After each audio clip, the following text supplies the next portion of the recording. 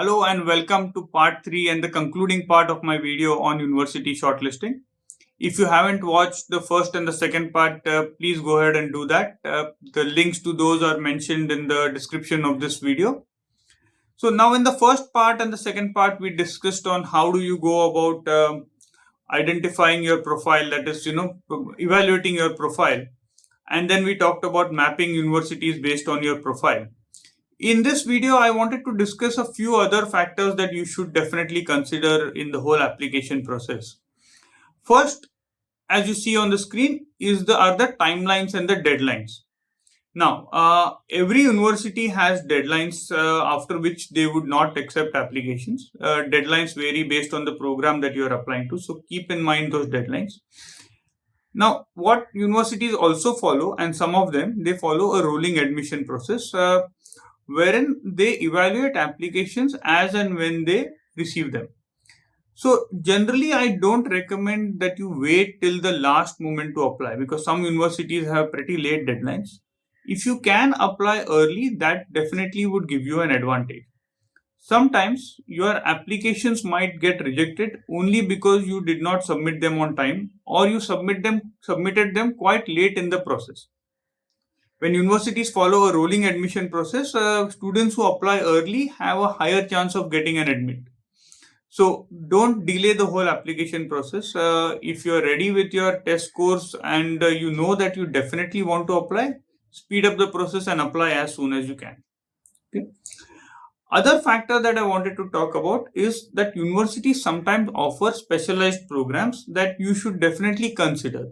Now, specialized programs are programs which are more like, for example, a university offers a traditional computer science program, but sometimes they also offer a program in software engineering, maybe information systems. And if you see the topics or the courses that are offered by these programs are to a large extent similar to what are offered by the computer science program as well. When you're shortlisting universities, I would definitely recommend taking into account some of these specialized programs also. If you think that these specialized programs can also help you achieve your career goals, whatever your course objectives are, you want to study maybe on a particular topic, if the specialized programs are also letting you do that, I would say definitely try for these. Sometimes because many students don't apply, getting into some specialized programs is comparatively easier than getting into the core program. And another factor that I would like to emphasize on is your personal network.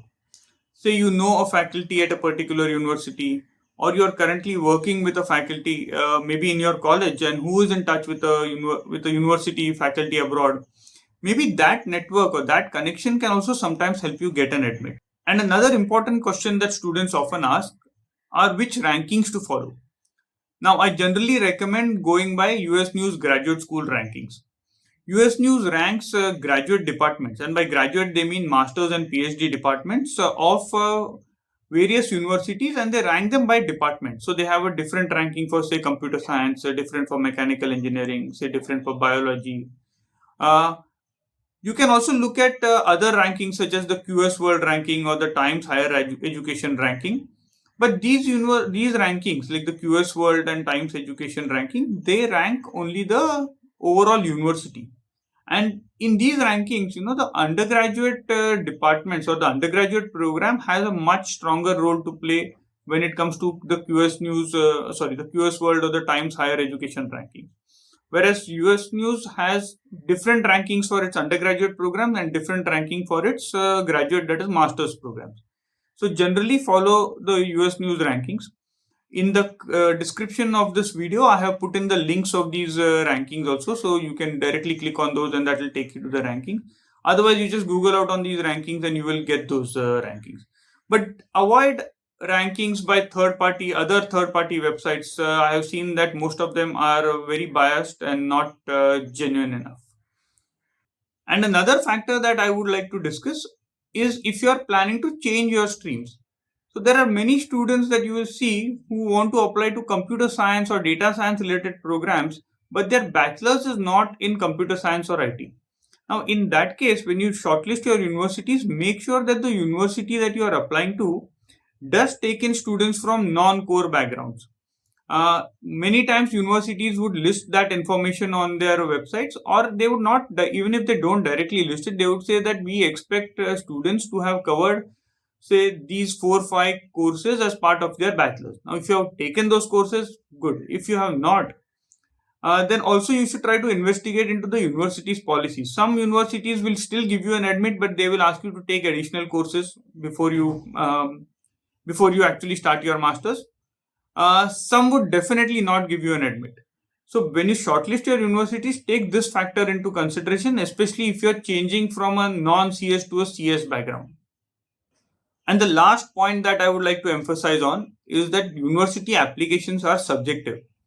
That is, just because you meet the GPA and the GRE criteria of the universities, you will not get an admit. Universities would be looking at your overall profile, they'll be evaluating your resume, they'll be looking into your letters of recommendation, they will be looking into your SOPs, or why do you want to do your masters, and all that. So, it is not that just because you meet the university minimum of the GRE and the GPA, you will be given an admit. But at the same time, the reverse doesn't happen. Like many times, students feel that, okay, I have a low GPA, I have a low GRE score, but I can write an excellent SOP, I can get great recommendation letters, and that will help me get in. So that doesn't happen. But the other way around, even in spite of having a great GRE and a good GPA score, you might not get into a university because the universities didn't like the admissions committee didn't really like the recommendations, or they didn't like the SOP, or they felt your resume was weak. So university applications are subjective. Work on all your application components. So make sure that every aspect of your application is strong enough. And with that, I would say all the best with your applications. I hope you find my videos useful. If you have any suggestions or any special topics that you want me to talk about, feel free to get in touch with me. You can even post your questions in the comment section. And my contact details are mentioned in the channel description. So feel free to get in touch with me directly if you have any questions. Once again, thank you for watching, and I hope you enjoyed the videos.